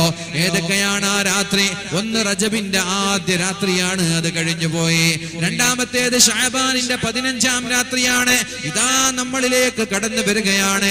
7-ാം ആകാശത്ത് നിന്ന് അല്ലാഹു ഇറങ്ങി വന്നിട്ട് ഹൽ മിൻ ദാഇൻ, ദുആ ചെയ്യുന്നവരുണ്ടോ? ഞാൻ ഉത്തരം തരാം. ഹൽ മിൻ മുസ്തഗ്ഫിരിൻ, ആർക്കെങ്കിലും ഇസ്തിഗ്ഫാർ തേടാനുണ്ടോ? ഞാൻ പുറത്തു തരാം. ആർക്കെങ്കിലും ഭക്ഷണം റിസ്ക് തേടാനുണ്ടോ? ഞാൻ റിസ്ക് തരാമെന്ന് പറഞ്ഞ് എന്തു ചോദിച്ചാലും അല്ലാഹു 1-ാം ആകാശത്തേക്ക് ഇറങ്ങി വന്നിട്ട് എന്ത് വേണമെങ്കിലും തരാമെന്ന് പറഞ്ഞ് ദുആഇന് ഉത്തരമുള്ള രാത്രി അല്ലാഹു ചില ആളുകളെ നോക്കൂല. ആരാണ് ആ ആളുകൾ? ശ്രദ്ധിച്ചോളൂ ഒന്നും കൂടി പ്രിയപ്പെട്ടവരെ. ബഹുദൈവ വിശ്വാസികൾ, അല്ലാഹുവിന്റെ കൂടെ മറ്റൊരാളെ പങ്കു ചേർക്കുന്നവരെ.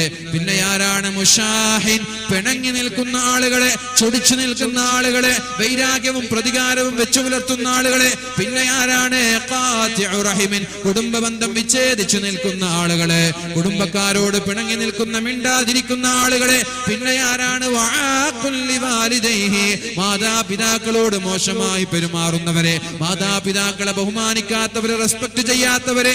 പിന്നെ ആരാണ്? മുദ്മിനു ഖംറിൻ, കള്ളു കുടിക്കുന്നവരെ, കഞ്ചാവടിക്കുന്നവരെ, ലഹരി ഉപയോഗിക്കുന്നവരെ. തൗബ ചെയ്ത അല്ലാഹുവിലേക്ക് മടങ്ങിയിട്ടില്ല എങ്കിൽ അല്ലാഹു തആല തിരിഞ്ഞു നോക്കൂല. നമ്മുടെ നന്മയുടെ ഫാൻ അല്ലാഹു നോക്കൂല.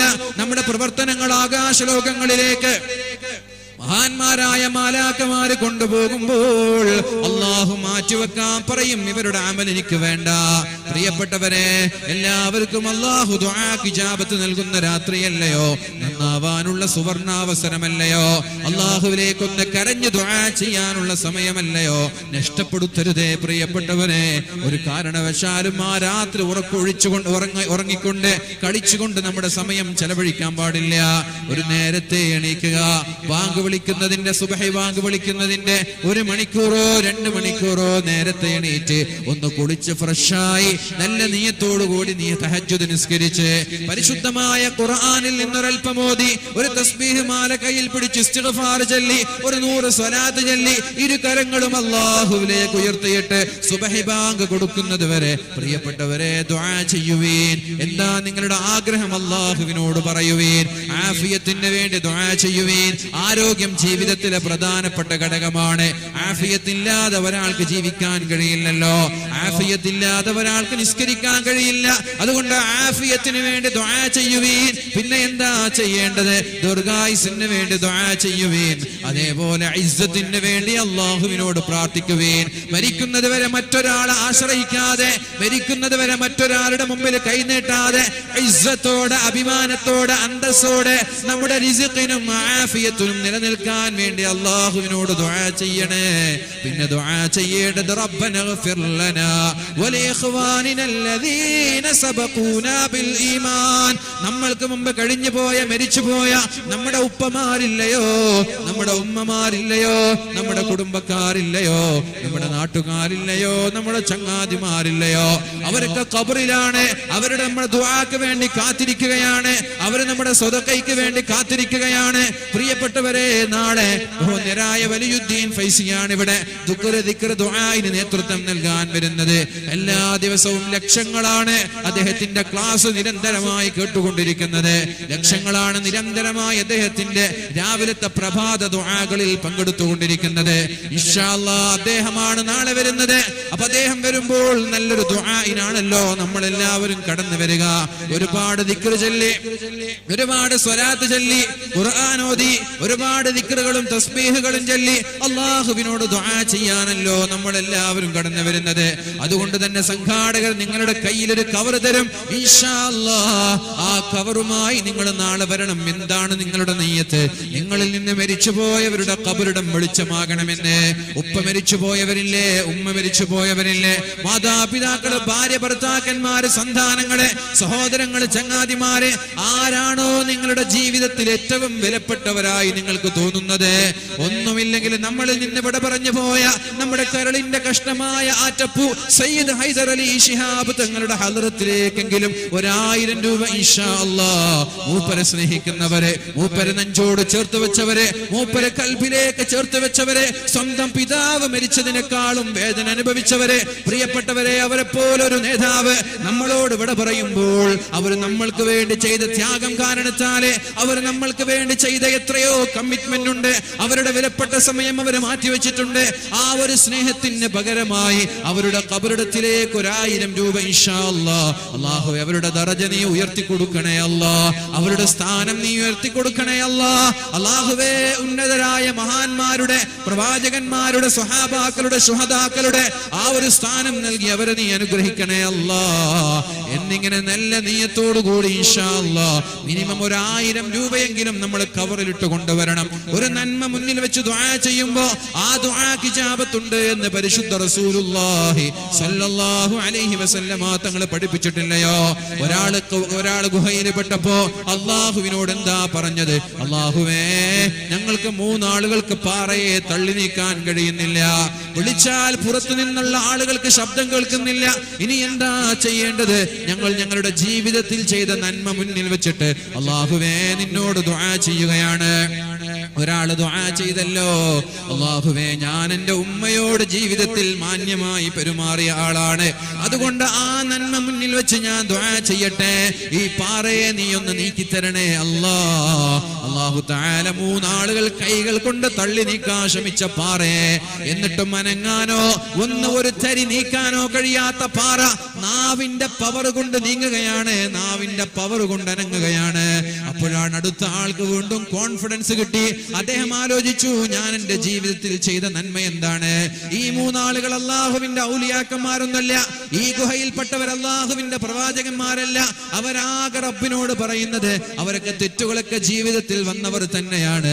അവരല്ലാഹുവിനോട് പറയുന്നത്, എന്റെ ജീവിതത്തിൽ ചെയ്ത നന്മ ഇതാണ്. അഥവാ എല്ലാം നന്മ എന്നല്ല, ഞാൻ എൻ്റെ ജീവിതത്തിൽ ചെയ്ത ഒരു നന്മ എൻ്റെ ഉമ്മയോട് ഞാൻ സ്നേഹത്തോട് പെരുമാറി എന്നുള്ളതാണ്.